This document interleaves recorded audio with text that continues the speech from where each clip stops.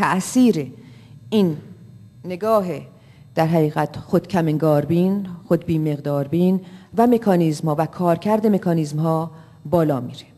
مکانیزم انکار، مکانیزم جابجایی، مکانیزم توجیه، منطق تراشی و که مطمئنم آقای ایرج شمسیان در ارتباط با اعتیاد و افراد معتاد میتونن این مکانیزم ها رو براتون باز بکنن که چگونه ما منطق تراشی میکنیم، چگونه توجیه میکنیم، چگونه جابجایی میکنیم، چیزهایی رو که باید فرضاً به نفع خودمون یا برای ادامه اون پروسه به کار بگیریم.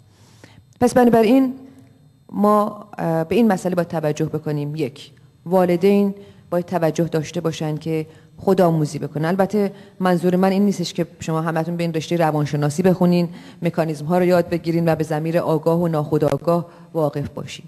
منظور این هستش که کودک وقتی به دنیا میاد احتیاج به پذیرش داره. وقتی شما کودکتون در آغوش میگیرید، در آینه چشمان شما باید لبخند ببینه، باید احساس بکنه که من موجودی پذیرفتنی هستم. عصبیت، گرفتاری‌های خانوادگی، دشواری‌ها، عدم تحمل، استرس بیش از اندازه، همه حتی در شکم مادر به کودک میتونه انتقال پیدا بکنه. دو، مسئله ارزش‌گذاری هست. چه چیزهایی رو ما به بچه‌هامون میدیم؟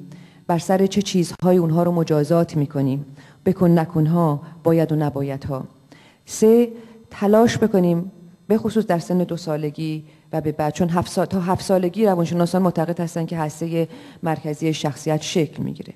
تلاش بکنیم که بهشون مهر بدیم، یاد بگیریم که چه مرحله گذر و استقلال اونهاست و در حقیقت بهشون احساس اتونومی بدیم. این به این معنا نیستش که مرزبندی نداشته باشیم.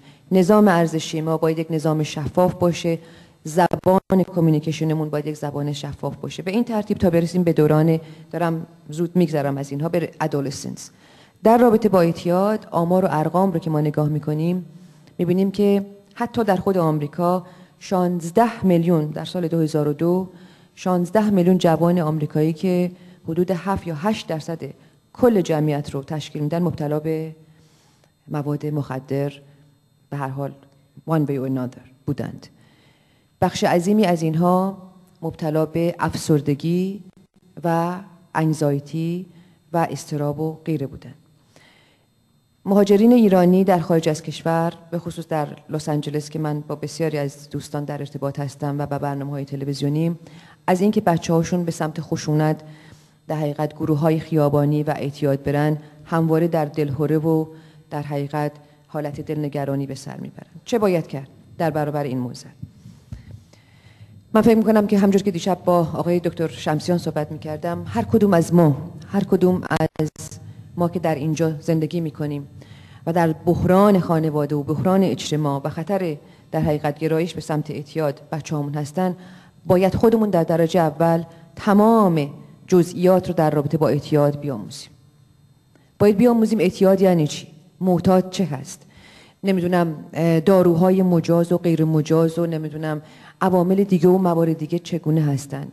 باید ببینیم که مراحل پیشگیری چگونه هستش، مراکز درمانی کجا هستند. باید خودمون رو آگاه بکنیم، باید به رفتار بچه‌هامون توجه داشته باشیم، باید رفتار اونها رو زیر نظر بگیریم. اگر آگاهی داشته باشیم که علائم و نشانه های اعتیاد چه هست، باید اون رو در حقیقت با دقت زیاد، نه به این معنا که فرضاً اگر ما دیدیم کودکمون یا فرزندمون فرضاً 14 سالمون انزوا طلب شده، شکل ظاهرش به هم ریخته، نمرات درسیش افول کرده، دوستانش رو تغییر میده، نمیدونم رنگ پریدگی داره یا علائم دیگه، بگیم نه تو معتادی پس تو اون رو متهم بکنیم. نه، ولی باید توجه داشته باشیم که چه علائمی خطرزاست، باید علائم خطر رو بشناسیم.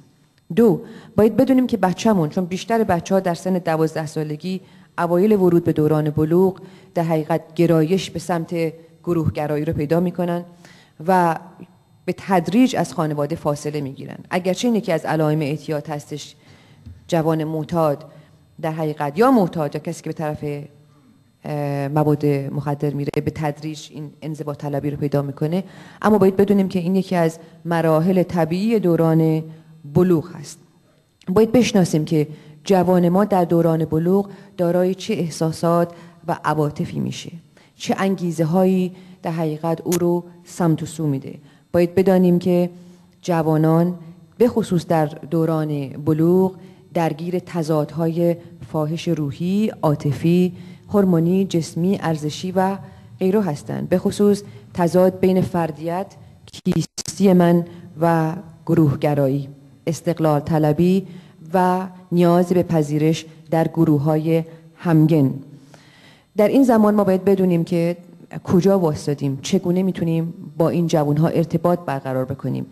جوانی که به طرف اعتیاد میره جوانی هستش که ارتباط عمیق و صمیمی با والدین خودش احساس نمیکنه یا دارای خلأها و یا چاله‌های عاطفی روانی است یا میخواد جسارت بکنه و هیجان طلبه و ما تعهد پذیر و مسئولیت گریزه. ما اگر بچه هامون رو جوری باشون ارتباط برقرار بکنیم که بتونیم کمیونیکیشن درستی داشته باشیم که به اونها احساس امنیت بدیم، فراموش نکنیم که زیربنای اعتیاد ترس و اضطرابه، غیبت امنیت.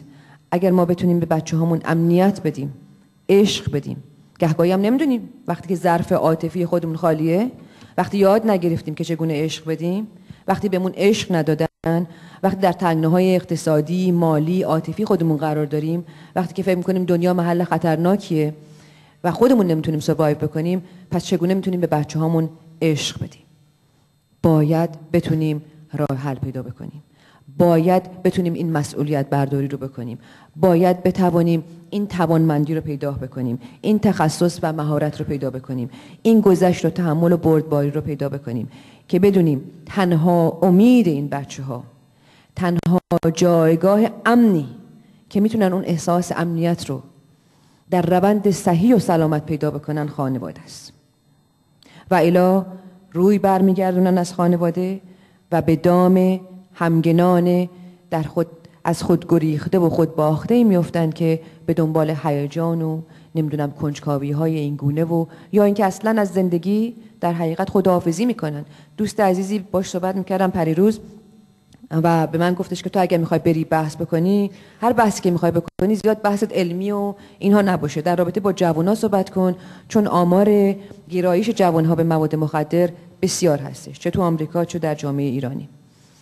و به من گفتش که آره خانومی آمد و این خانم بسیار بسیار ناراحت و در حقیقت عصبانی از پسر 20 سالش بود و این پسر 20 ساله رو در خونه رو قفل کرده و نمیدونم آشپزخونه رو بسته و اینها که این پسر را نده بره توی آشپزخونه و از اتاقای دیگه استفاده بکنه، چون پسر انقدر مسئولیت گریز و تعهد ناپذیر بوده دوست دخترش رو میاره اونجا و بعد میره توی اتاق دراگ میکشه و مادر از عهده این پسر بر نمیاد. سوال دیگری که کردم این بود که خب رابطه این مادر، زبان گفتگوی این مادر با این پسر چه هست؟ به من گفتش که از پسرش متنفره، چون این پسر شبیه پدری است که او 17 سال پیش از او جدا شده. حالا در رابطه با تحصیلات این پسر پرسیدم آیا این پسر این پترن رفتاریش بوده؟ نخیر. این پسر تا سن 18 سالگی نمرات درسیش هم بسیار عالی بوده و خیلی هم بچه حرف گوش کن و مطیعی بوده، ولی 1 سال و نیم و 2 سال نزدیک 2 ساله که یاغی شده و طغیانگری میکنه. خب اینا دلایل روانی خودش رو داره.